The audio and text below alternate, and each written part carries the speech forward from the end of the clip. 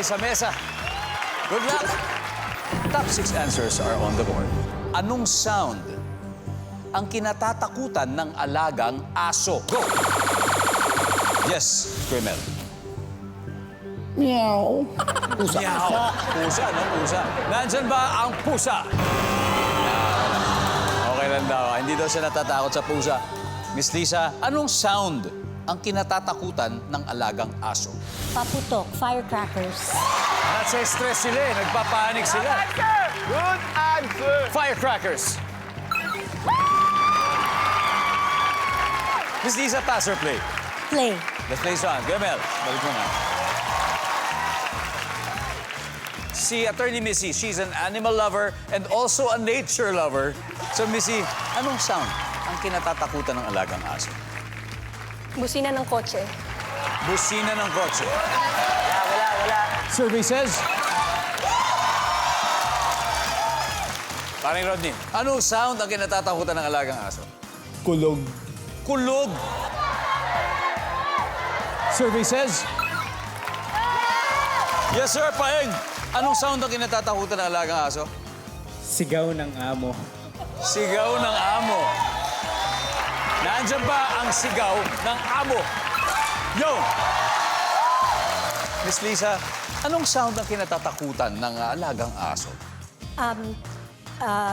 Traffic. Traffic. Tingnan natin, baka nandiyan yung traffic.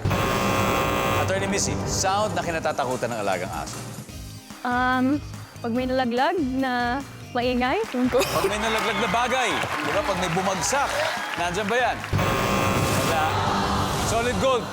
Usap-usap na kayo. Roddy, sound na kinatatakutan ng alagang aso. Pag may mga banda, yung ano ng drum. Drums. O, musical instruments. Di ba? Musical instruments. Nandyan ba yan? Oh. Paeng, pag nakakuha mo to, tapos ang round 1. Anong sound ang kinatatakutan ng alagang aso? Ang sound na kinakatakutan ng alagang aso Ay? ay... Sorry guys, naabutan na.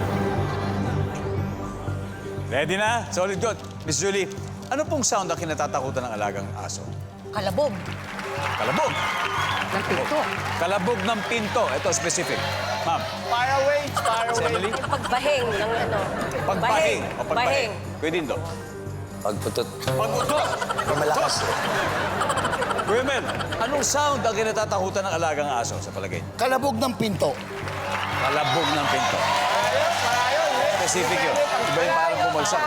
Survey na dyan ba ang kalabog ng pinto? Wala. Alright. Kudos to Ballet Manila dahil may 80 points sila sa round na to. Alam niyo, ang advice po natin para sa solid gold, retrace muna po nila yung mga steps nila para alam po nila kung saan sumablay at makakagawa ng strategy. Kayang-kayat. Kasi 3 rounds pa naman tayo dyan. Sa studio audience, gusto niyo bang hulaan kung ano to? Ha? Kung sino makakahula ay may 5,000 pesos.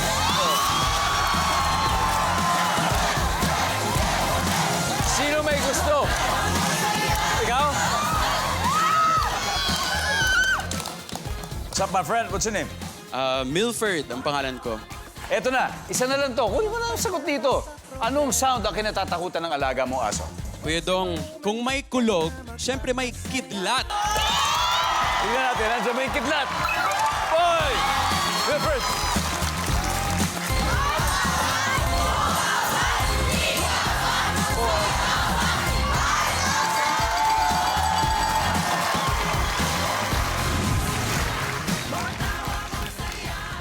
Oh, then totoo, yung sound na kidlat, yung thunder talaga. Nauuna lang yung liwanag. Kaya, pero yan po talaga yung lumabas kasi sa survey. Anyway.